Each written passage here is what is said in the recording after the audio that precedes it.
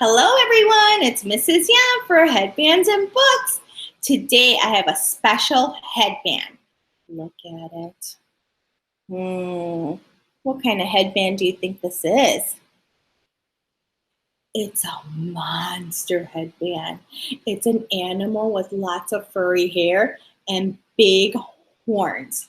Today I'm going to read you this story called Where the Wild Things Are.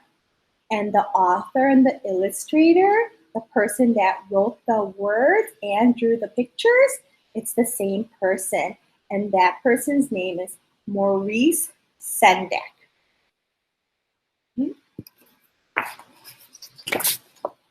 Where the Wild Things Are.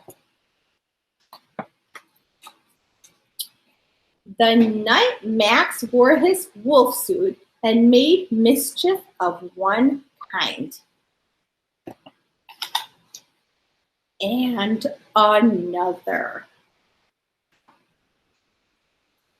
His mother called him, "Wild thing!" And Max said, "I'll eat you up." So he was sent to bed without eating anything. That night in Max's room, a forest grew. Do you see that forest? Wow.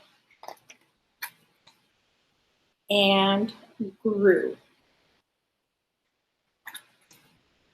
And grew until his ceiling hung with vines and the walls became the world all around. And an ocean tumbled by with a private boat for Max, and he sailed off through night and day. And in and out of weeks and almost over a year to where the wild things are. And when he came to the place where the wild things are, they roared their terrible roars and gnashed their terrible teeth and rolled their terrible eyes and showed them their terrible claws. Till Max said, "Be still," and tamed them with the magic trick of staring into all their yellow eyes without blinking once.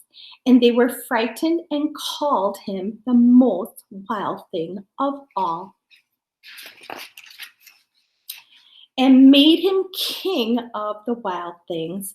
And now, cried Max, let the wild rumpus start. Rumpus is a party. This is what the wild things are doing with Max. They're having a party. And here they are again.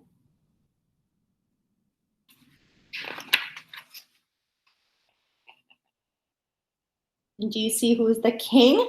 It's Max, the little boy.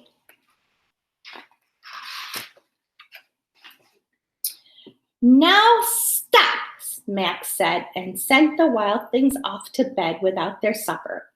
And Max, the king of all wild things, was lonely and wanted to be where someone loved him best of all.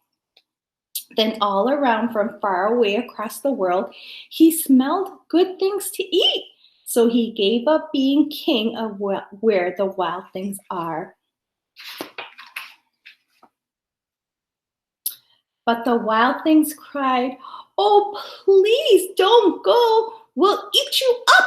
We love you so." And Max said no. The wild things roared their terrible roars and gnashed their terrible teeth and rolled their terrible eyes and showed their terrible claws. But Max stepped into his private boat and waved goodbye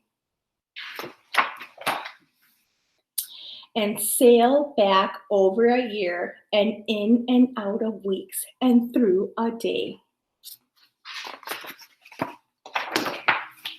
And into the night of his very own room, where he found his supper waiting for him.